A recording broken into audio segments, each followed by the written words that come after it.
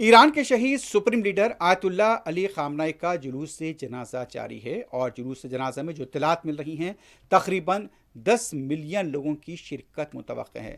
سابق supreme leader کی میت کو یہ بتایا جا رہا ہے کہ ہیلی کاپٹر سے تہران سے خم لے جایا جائے گا۔ امریکہ اور اسرائیل کے حملے میں خاندان کے سمیت شہید سابق ایران سپریم لیڈر آیت اللہ علی خامنہ کی نماز جنازہ عرصوں کی تقاریب جاری ہیں۔ گزشتہ روز تہران میں 3 مقامات پر شہید رہبر معظم کی نماز جنازہ ادا کی گئی، جس کے بعد آج ان کی میت بذریعہ ہیلی کاپٹر دارالحکومت سے قم لے جائی جائے گی اور وہاں پر نماز جنازہ ہوگی۔ قم میں آخری دیدار کے بعد یہاں پر ان کی میت کو تدفین سے قبل عراق کے شہر نجف اور کربلا معلّہ بھی لے جایا جائے گا، جہاں لاکھوں لوگ ان کا آخری دیدار کر سکیں گے۔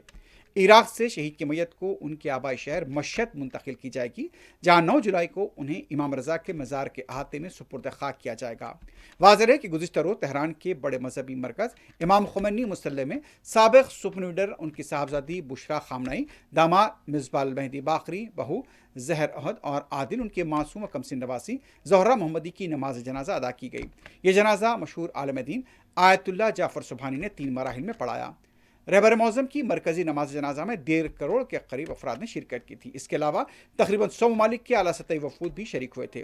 اس بڑے اور تاریخی جنازے میں ایران کے صدر مسعود پزشکیان، پارلیمنٹ کے اسپیکر باقر غالیباف، وزیر خارجہ عباس عراقچی اور ایرانی فوج کے اعلیٰ کمانڈروں کے مشمول ملک کی پوری سیاسی اور عسکری قیادت بھی شریک ہوئی تھی۔